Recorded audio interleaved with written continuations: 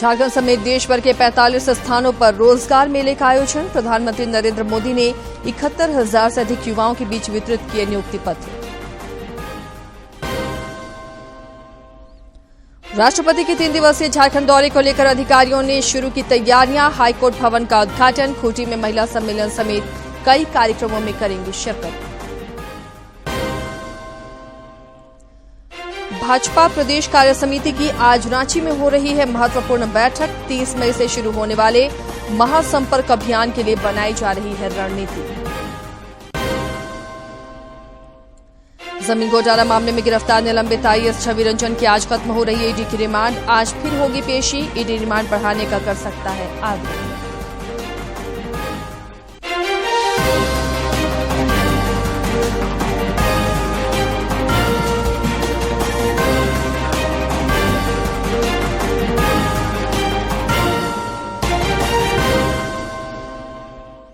नमस्कार, खबरें झारखंड में आपका स्वागत है। मैं हूं आसिया नाजली और अब समाचारों पर नजर डालते हैं विस्तार से। झारखंड समेत देश भर के 45 स्थानों पर आज रोजगार मेले का आयोजन किया गया। इस दौरान प्रधानमंत्री नरेंद्र मोदी ने वर्चुअल माध्यम से 71,000 से अधिक युवाओं के बीच नियुक्ति पत्र वितरित किया। इसे लेकर धनबाद में भी कार्यक्रम आयोजित किया गया, जिसमें केंद्रीय शिक्षा राज्य मंत्री अन्नपूर्णा देवी शामिल हुई। प्रधानमंत्री ने अपने संबोधन में नवनियुक्त अधिकारियों और कर्मियों को बधाई दी। उन्होंने कहा कि इस तरह का आयोजन युवाओं के प्रति हमारी प्रतिबद्धता को दोहराता है।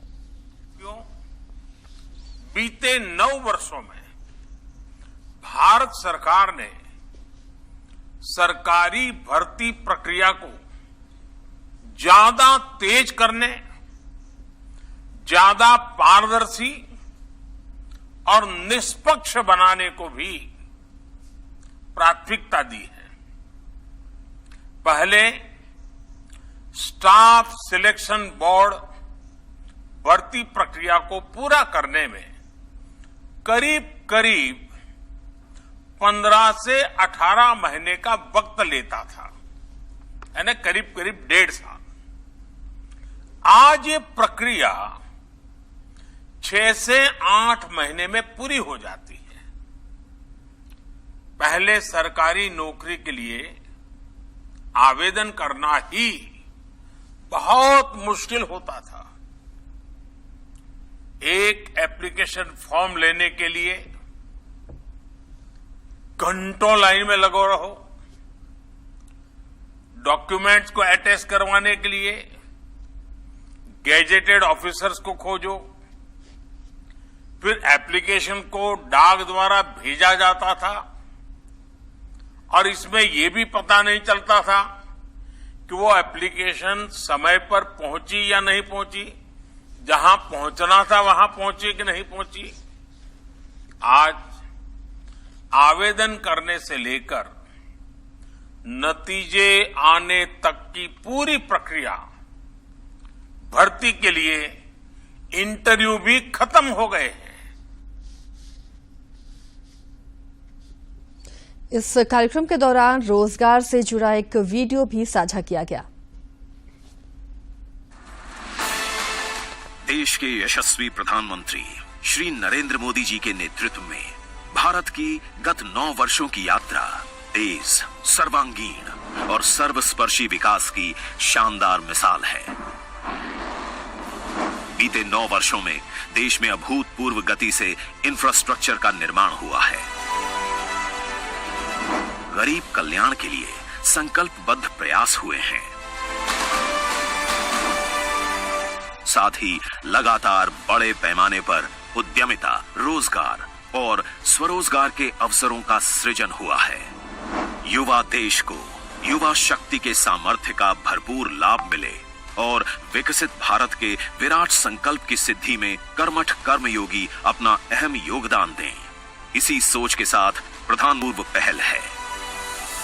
इस बार हमने तय किया कि इकट्ठे नियुक्ति पत्र देने की परंपरा भी शुरू की जाए, ताकि डिपार्टमेंट में भी टाइम बाउंड प्रक्रियाएं पूरा करने और निर्धारित लक्ष्य को जल्द से पार करने का एक सामूहिक स्वभाव बने, सामूहिक प्रयास हो। इसलिए भारत सरकार में इस तरह का रोजगार मेला शुरू किया गया।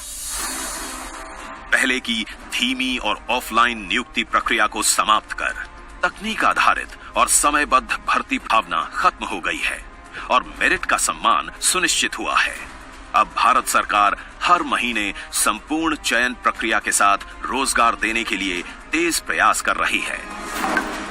रोजगार मेला सिर्फ एक सर्टिफिकेट देने का उत्सव नहीं है, एक डेडलाइन का दूसरा नाम ही रोजगार मेला है, जिसके तहत एक निश्चित दिन पर सभी नियुक्तियों से संबंधित प्रोसेस पूरा करना होता है। रोजगार मेला से ये कर्तव्यबद्धता सिस्टम में आई है और वो एक नई ऊर्जा से काम करने लगा है। ये मेला युवाओं के सशक्तिकरण का माध्यम भी है। अलग अलग राज्य सरकारें और विभाग भी रोजगार मेलों का आयोजन कर रहे हैं। आज भारत सरकार के विभिन्न विभागों में एक साथ 71,000 से भी अधिक नवनियुक्तों को नियुक्ति पत्र मिल रहे हैं। सिस्टम से जुड़कर किस तरह से काम करना है, कार्यस्थल नैतिकता क्या होती है और मानव संस्थान नीतियां क्या हैं, नई भूमिका के उचित निर्वहन के लिए कर्मयोगियों को इन विषयों की समझ होना जरूरी है। इसलिए इन सभी विषयों के बारे में एक ऑनलाइन मॉड्यूल कर्मयोगी प्रारंभ के माध्यम से प्रशिक्षण भी दिया जाना तय है। रोजगार मेला के तहत चयनित अभ्यर्थियों को मिल रहे अपॉइंटमेंट लेटर्स इन हकदारों और उनके परिजनों के लिए एक प्रकार से आनंद और बेहतर कल का आमंत्रण है। राष्ट्रपति द्रौपदी मुर्मू का 3 दिवसीय झारखंड दौरा प्रस्तावित है, जो 24 मई से शुरू होगा। राष्ट्रपति अपने दौरे के क्रम में सबसे पहले देवघर स्थित बाबा मंदिर में पूजा अर्चना करेंगी। इसके बाद रांची में नवनिर्मित झारखंड उच्च न्यायालय का उद्घाटन करेंगी।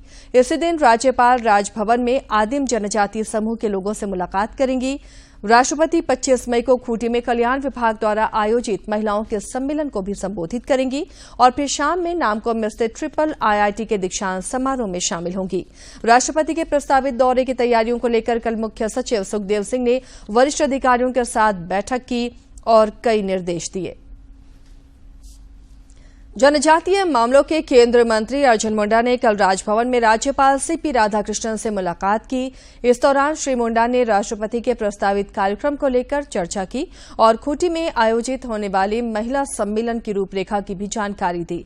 श्री मुंडा के साथ उनकी पत्नी मीरा मुंडा भी शामिल थीं। पंचायती राज विभाग ने 1633 चयनित अभ्यर्थियों की नियुक्ति से संबंधित निर्देश जारी किया है।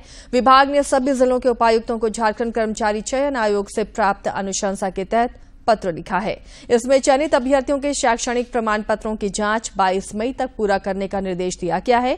संभावना है कि 24 मई को मुख्यमंत्री हेमंत सोरेन इन अभ्यर्थियों को नियुक्ति पत्र सौंपेंगे।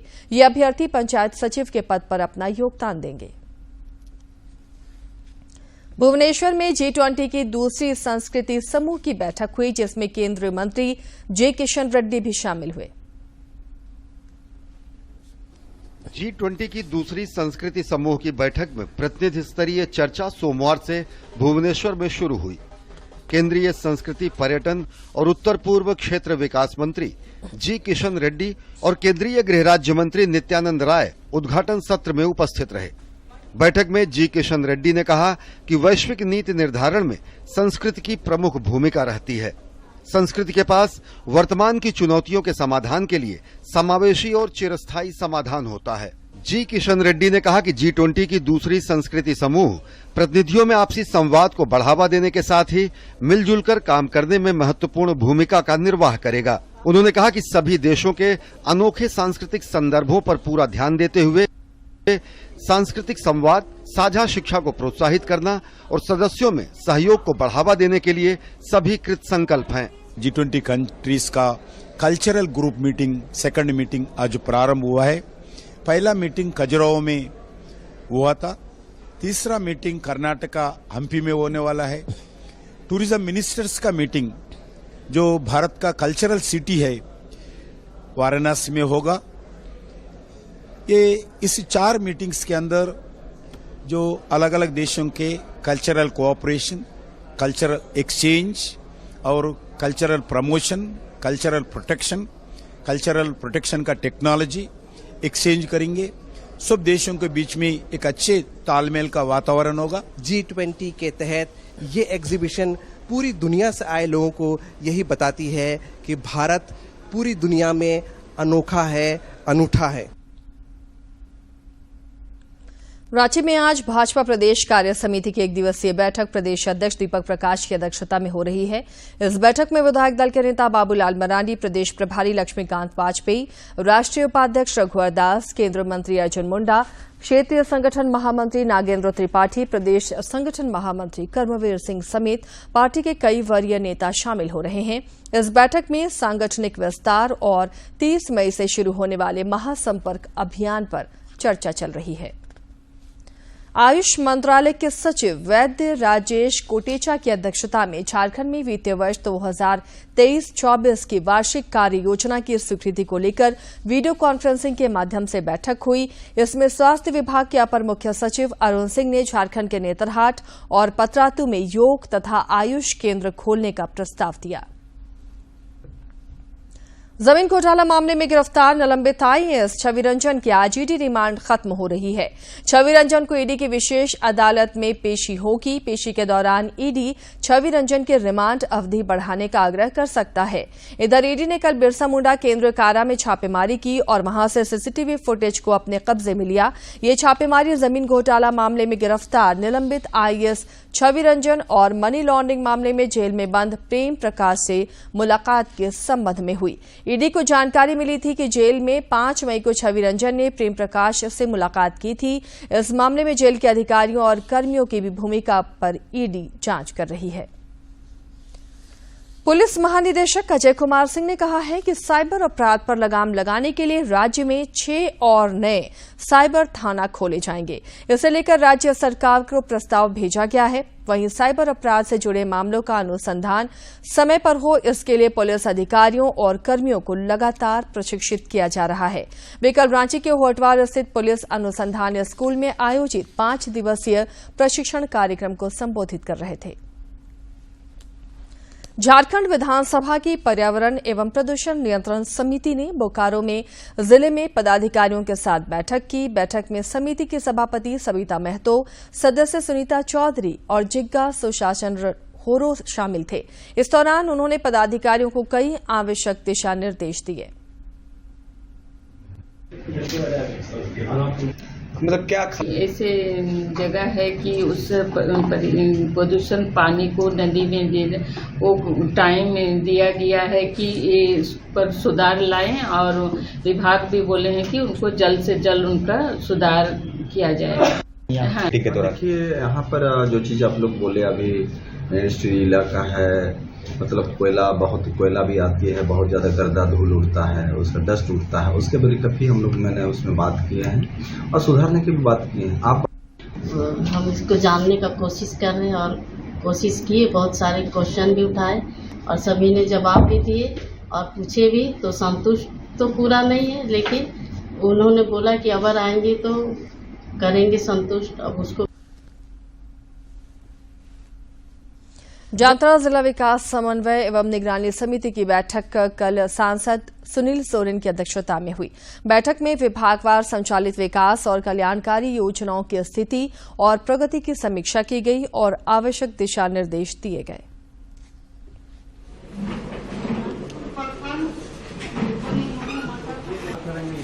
तो अभी तक जो है नहीं हो पाया, बिजली का, किसान का, ये सारे अभी जो है मुद्दे यहाँ पर लोगों ने उठाया।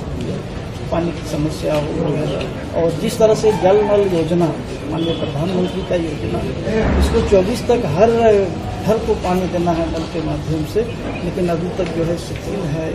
जो है हमने कहा सरायकेला खरसावां जिले के सरायकेला कांड्रा मुख्य मार्ग पर दोगनी के पास सड़क दुर्घटना में ऑटो के अनियंत्रित होकर पलट जाने से ऑटो चालक सहित ऑटो पर सवार 15 महिला मजदूर घायल हो गईं। इनमें से गंभीर रूप से घायल 2 महिला मजदूरों को रेफर कर दिया गया, जबकि चालक सहित 14 महिला मजदूरों का इलाज स्थानीय सदर अस्पताल में चल रहा है। घटना की सूचना पाकर सरायकेला थाना पुलिस मौके पर पहुंची और ऑटो को अपने कब्जे में लेकर आगे की कार्रवाई में जुट चुकी है।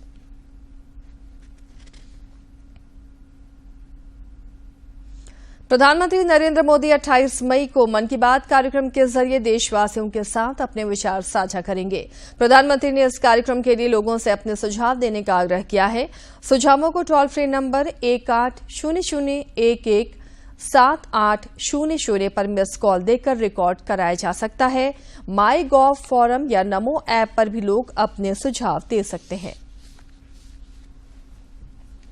और अब कुछ खबरें राज्य के विभिन्न जिलों से।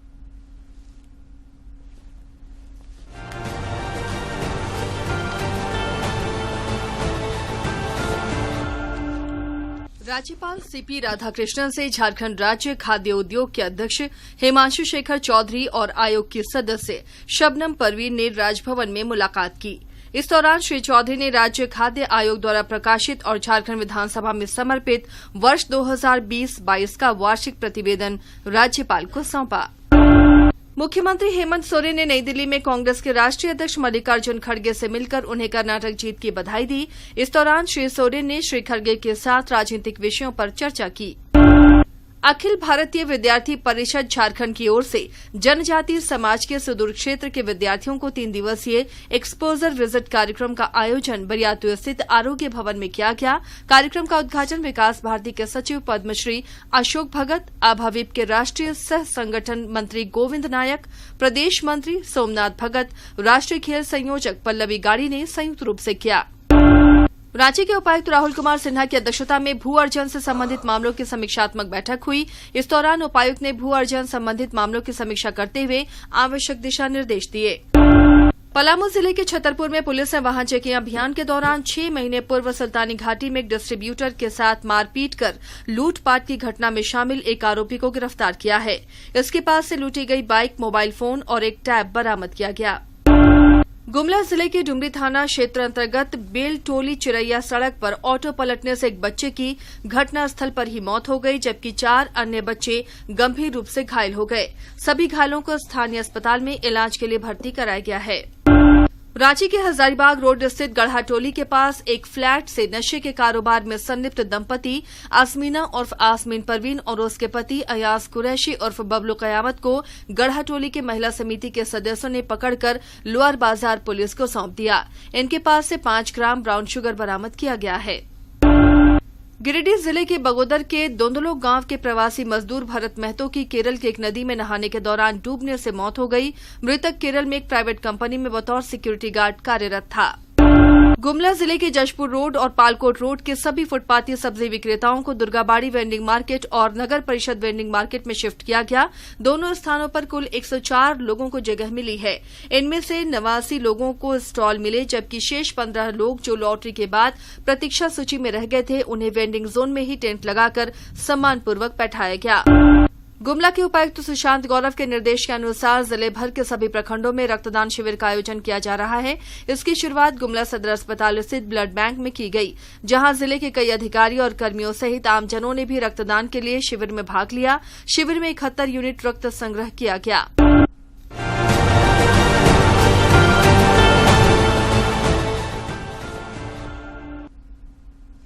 बोकारो के अपर समाहर्ता सादात अनवर की अध्यक्षता में कृषि गणना एवं राजस्व से संबंधित समीक्षा बैठक हुई। बैठक में भारतमाला परियोजना, क्षतिपूरक वनारोपण एवं भारत संचार निगम लिमिटेड सहित अन्य विषयों पर चर्चा की गई। मौके पर जिला योजना पदाधिकारी फ्रांसिस कुजूर, जिला सूचना विज्ञान पदाधिकारी धनंजय प्रताप सहित अंचल अधिकारी उपस्थित थे। राज्य में मौसम का उतार चढ़ाव फिर शुरू हो गया है। राजधानी रांची समेत राज्य के कई जिलों में पिछले 24 घंटे के दौरान धूप छांव का खेल चलता रहा। रांची में बूंदाबांदी भी हुई। इस बीच आगामी 21 मई तक कई इलाकों में हल्के दर्जे की बारिश का पूर्वानुमान है। आगामी 17 से 19 तक के लिए मौसम विज्ञान केंद्र रांची के वैज्ञानिकों ने येलो अलर्ट भी जारी किया है। गिरिडीह नगर निगम क्षेत्र में प्रधानमंत्री आवास योजना का बेहतरीन क्रियान्वयन हुआ है, जिससे न जाने कितने लोगों की मिट्टी के घर में रहने की बेबसी अब इतिहास बन चुकी है।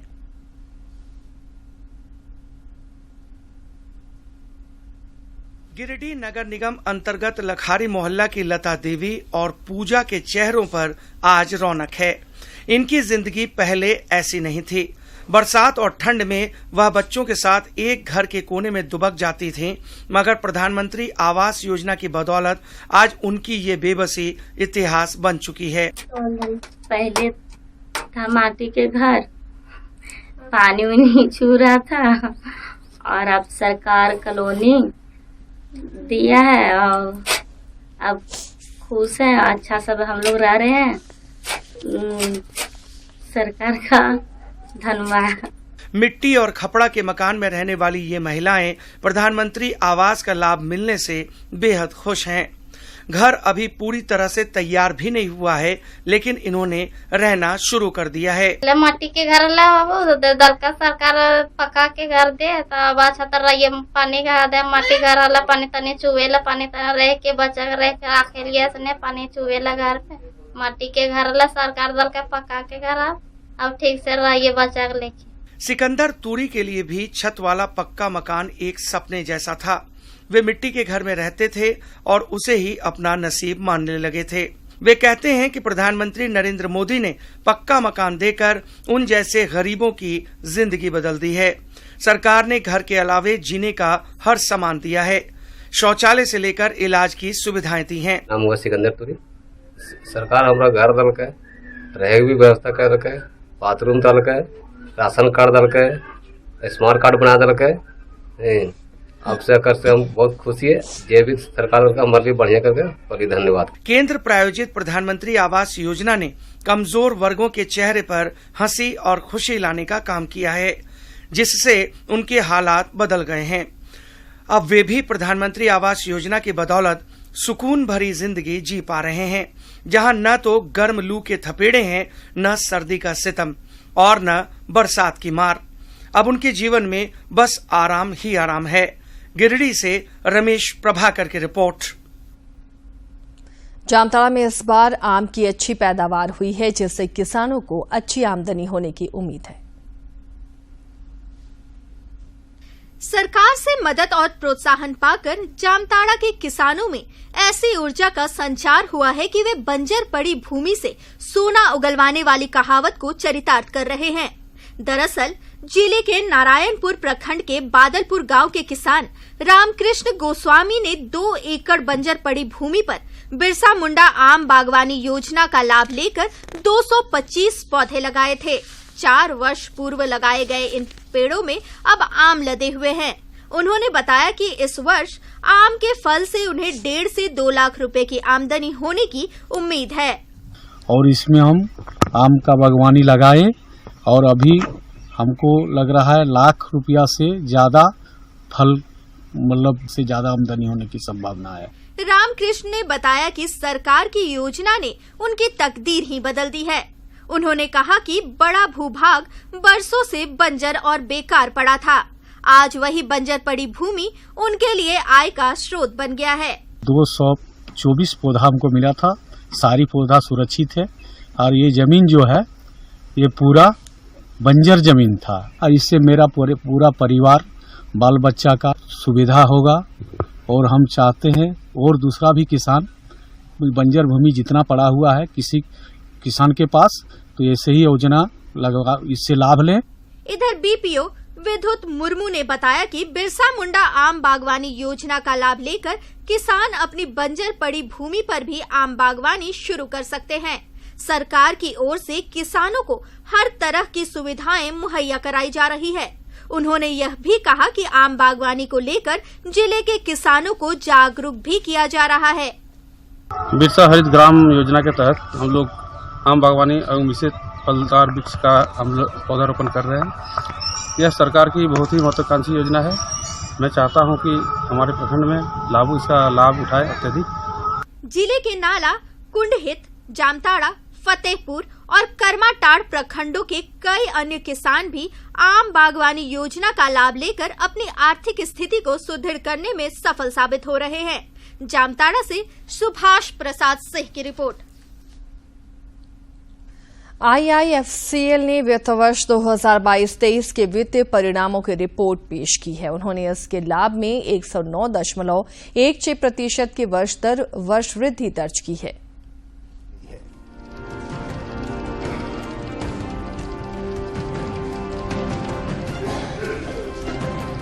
हमारे जो मेहनत थी और हमारी जो स्ट्रैटेजिक विजन थी उसकी रिजल्ट्स आई है एंड लास्ट 3 इयर्स हमने कंसिस्टेंट प्रॉफिटेबिलिटी डिलीवर किया है। इस बार 1000 करोड़ के ऊपर नेट प्रॉफिट हुआ है 1076 crore which is about 110% of last years net and profit before taxes on a consolidated basis has been 1400 crore. इसके अलावा हमारे net NPS has dropped significantly to 1.4%. These are some very highlighting factors for us. So this is a milestone which we have achieved now. France में आज से 76वां कान फिल्मोत्सव शुरू होगा। फिल्मोत्सव का शुभारंभ जॉनी डेप की फिल्म जियान डू बैरी के वर्ल्ड प्रीमियर से होगा। और अब एक नजर डालते हैं वेस्टी में दिखाई देंगे। जी हाँ, डॉक्टर एल मोर्गन इस फिल्म महोत्सव में भारतीय प्रतिनिधिमंडल का नेतृत्व करेंगे। इनके साथ प्रसिद्ध फिल्म एलिफेंट विस्पर्स की निर्माता गुनीत मोंगा, अभिनेत्री मानुषी छिल्लर, ऐशा गुप्ता और मणिपुरी अभिनेता कांगाबाम तोम्बा भी होंगे। सूचना और प्रसारण मंत्री अनुराग सिंह ठाकुर महोत्सव के उद्घाटन सत्र को वीडियो संदेश के जरिए संबोधित करेंगे। महोत्सव में भारतीय पंडाल को अहमदाबाद का राष्ट्रीय डिजाइन संस्थान तैयार कर रहा है। पंडाल का डिजाइन सरस्वती यंत्र से प्रेरित है। कान फिल्म महोत्सव में आधिकारिक रूप से 4 भारतीय फिल्मों का चयन किया गया। इनमें केनू बहल की आगरा और अनुराग कश्यप की केरड़ी शामिल है। और अब एक नजर डालते हैं खेल जगत से जुड़ी खबरों पर। आईपीएल में गत विजेता गुजरात टाइटंस ने एक बार फिर खिताब की तरफ अपने कदम मजबूती से बढ़ा दिए हैं। गुजरात ने सनराइजर्स हैदराबाद को 34 रन से हराकर 9वीं जीत हासिल की है। इस जीत के साथ ही गुजरात प्लेऑफ में पहुंचने वाली पहली टीम बन गई है। गुजरात से मिले 188 रन के लक्ष्य के जवाब में हैदराबाद की टीम 9 विकेट खोकर 154 रन ही बना सकी। आईपीएल में आज मुंबई इंडियंस का सामना लखनऊ सुपर जायंट्स से होगा। खराब शुरुआत से उबरकर जीत के लय वापस पाने वाली मुंबई इंडियंस का इरादा एक और जीत हासिल करके प्लेऑफ के करीब पहुंचने का होगा। मुंबई 14 अंक लेकर अंक तालिका में तीसरे स्थान पर है, जबकि इतने ही मैचों में 1 अंक कम होने से लखनऊ चौथे स्थान पर है। आईसीसी क्रिकेट समिति ने खेल के कई नियमों में बदलाव किए हैं। मैदानी अंपायरों द्वारा दिए जाने वाले सॉफ्ट सिंगल को खत्म कर दिया गया है। इसके अलावा फ्री हिट पर अगर गेंद स्टंप पर लगती है तो बल्लेबाज को रन लेने की अनुमति होगी। वहीं जोखिम वाली परिस्थितियों में हेलमेट पहनना अब अनिवार्य होगा। यह सभी नियम 1 जून 2023 से लागू होंगे। Para swimming. इस बुलेटिन में फिलहाल इतना ही, लेकिन चलते चलते एक बार फिर से नजर डालते हैं सुर्खियों पर। झारखंड समेत देश भर के 45 स्थानों पर रोजगार मेले का आयोजन। प्रधानमंत्री नरेंद्र मोदी ने 71,000 से अधिक युवाओं के बीच वितरित किए नियुक्ति पत्र। राष्ट्रपति के 3 दिवसीय झारखंड दौरे को लेकर अधिकारियों ने शुरू की तैयारियां। हाईकोर्ट भवन का उद्घाटन, खूंटी में महिला सम्मेलन समेत कई कार्यक्रमों में करेंगी शिरकत। प्रदेश भाजपा कार्य समिति की आज रांची में हो रही है महत्वपूर्ण बैठक। 30 मई से शुरू होने वाले महासंपर्क अभियान के लिए बनाई जा रही है रणनीति।